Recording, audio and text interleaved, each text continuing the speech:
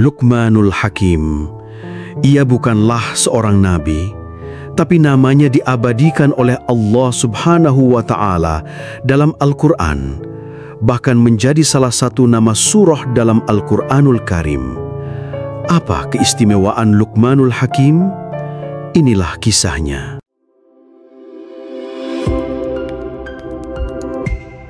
Assalamualaikum warahmatullahi wabarakatuh. Sahabat Hikmahnesia yang dirahmati Allah, Luqmanul Hakim bukanlah seorang nabi, melainkan seorang hamba Allah yang salih, yang hidup pada masa Nabi Daud alaihi salam menurut sebagian besar ulama tafsir. Al-Imam Ibnu Katsir meriwayatkan bahwa Luqman adalah seorang hamba berkulit hitam yang berasal dari wilayah Nubia di Afrika. Ada yang mengatakan beliau bekerja sebagai tukang kayu, dan ada pula yang menyebutnya sebagai penggembala kambing. Walaupun hidup sederhana, Luqman dikenal sebagai sosok yang tekun beribadah, rendah hati, dan memiliki kebijaksanaan yang luar biasa, baik dalam ucapan maupun perbuatan. Namanya kelak diabadikan oleh Allah Subhanahu wa Ta'ala sebagai nama salah satu surat dalam Al-Quran, yakni Surat Luqman. Bukan karena ketampanan, bukan karena kekayaan, dan bukan pula karena jabatan duniawi yang membuatnya istimewa, namun karena hikmah yang mendalam dan petunjuk yang Allah tanamkan dalam hatinya, sehingga nasihat-nasihatnya abadi, menjadi pelajaran bagi umat manusia hingga akhir zaman. Jauh sebelum namanya terukir indah di mushaf suci, Luqman hanyalah seorang anak kecil di tanah Nubia, Afrika. Kulitnya legam, tubuhnya kurus, namun matanya tajam menatap dunia. Ia bukan anak bangsawan, bukan putra raja. Ia lahir dari keluarga sederhana yang hidup dari kerja keras. Sejak kecil, ia terkenal pendiam, suka merenung, dan hanya bicara bila perlu. Saat anak-anak lain berlarian bermain, Luqman lebih memilih duduk di bawah rindang pohon, menatap langit, sambil bertanya dalam hati, siapa yang menciptakan semua ini?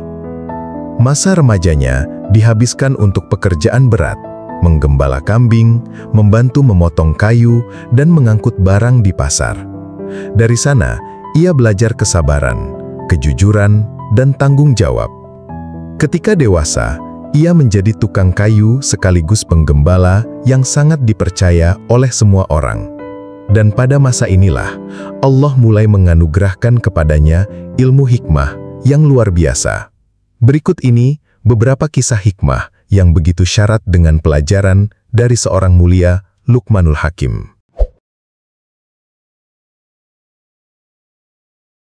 Suatu hari, majikan Luqmanul Hakim memanggilnya.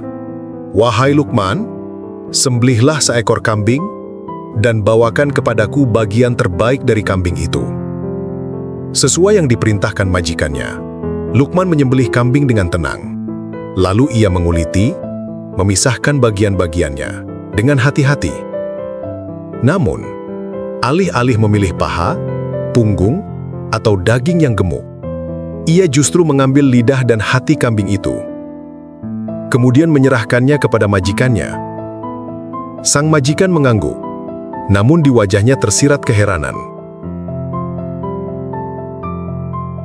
Beberapa hari kemudian, majikannya kembali memanggil, "Wahai Luqman, sembelihlah seekor kambing dan bawakan kepadaku bagian terburuk dari kambing itu." Luqman kembali memotong kambing dengan memprosesnya seperti biasa. Dan setelah selesai, ia kembali membawa dua potongan yang sama seperti sebelumnya, yaitu lidah dan hati. Sang majikan kini tak dapat menyembunyikan rasa herannya. "Wahai Luqman, mengapa engkau membawakan bagian yang sama? Bukankah kali ini aku memintanya berbeda dari sebelumnya?" Luqman menjawab dengan suara lembut, namun penuh makna. "Tidak ada yang lebih baik dari hati dan lidah jika keduanya baik. Dan tidak ada yang lebih buruk dari hati dan lidah jika keduanya rusak." Sang majikan pun terdiam, menunduk, lalu tersenyum tipis sambil mengangguk-angguk. Tak ada lagi kata-kata yang terucap setelah itu, hanya keheningan yang syarat renungan. Pelajaran itu menancap di hatinya, bahwa kemuliaan manusia dimulai dari hati yang bersih dan lisan yang selalu terjaga. Di hari yang lain, di pagi hari yang indah, Luqman Al-Hakim berkata kepada anaknya, "Wahai anakku, mari kita pergi ke pasar. Aku ingin mengajarkanmu pelajaran penting tentang hidup." Mereka pun berangkat dengan seekor keledai. Di awal perjalanan, Luqman dan anaknya naik bersama ke punggung keledai. Maka, orang-orang yang melihat mereka berbisik, "Tega sekali.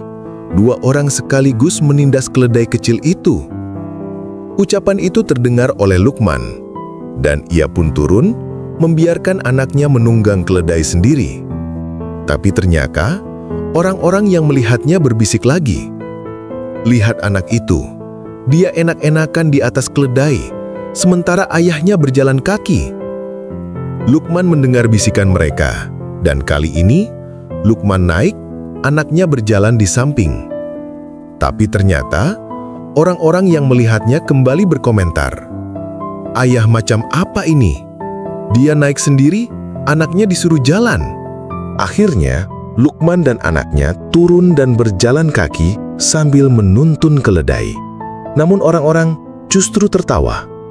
"Bodoh sekali, punya keledai tapi malah dituntun, tidak ditunggangi."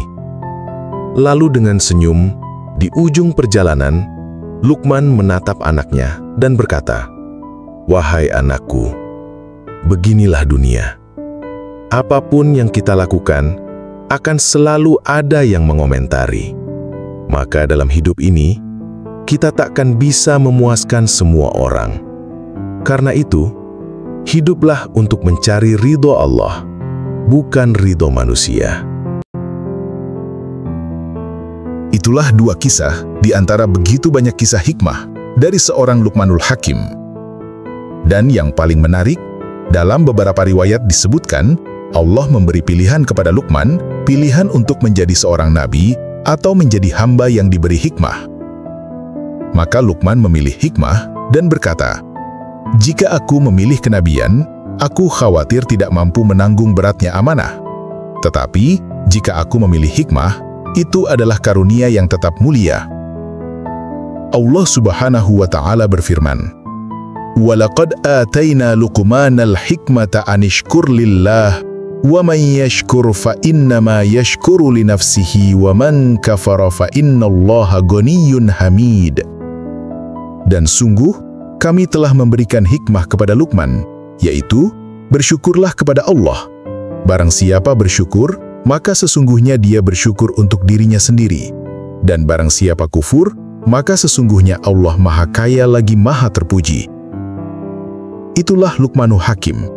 Dan dengan ketenangan sikap, kedalaman hati, dan ketajaman pikirannya, membuat banyak orang kagum.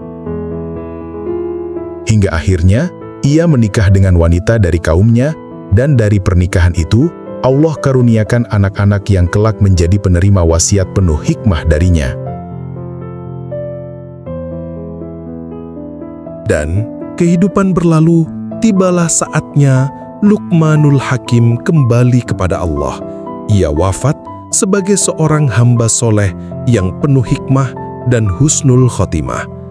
Dan sebelum wafat, Luqman sempat memanggil anak-anaknya dan berkata, "Wahai anak-anakku, aku wasiatkan kepada kalian 3 perkara. Bertakwalah kepada Allah di mana saja kalian berada, taatilah kebenaran walau terasa pahit, dan jagalah lisan kalian kecuali untuk kebaikan." Setelah itu, beliau berdoa agar keluarganya dijaga oleh Allah, lalu menghembuskan nafas terakhirnya. Dari Luqman, kita belajar bahwa kemuliaan tidak ditentukan warna kulit, asal-usul, atau harta. Kemuliaan datang dari hati yang bersyukur, lidah yang jujur, dan akhlak yang mulia. Namanya terukir dalam kitab suci, menjadi teladan hingga akhir zaman.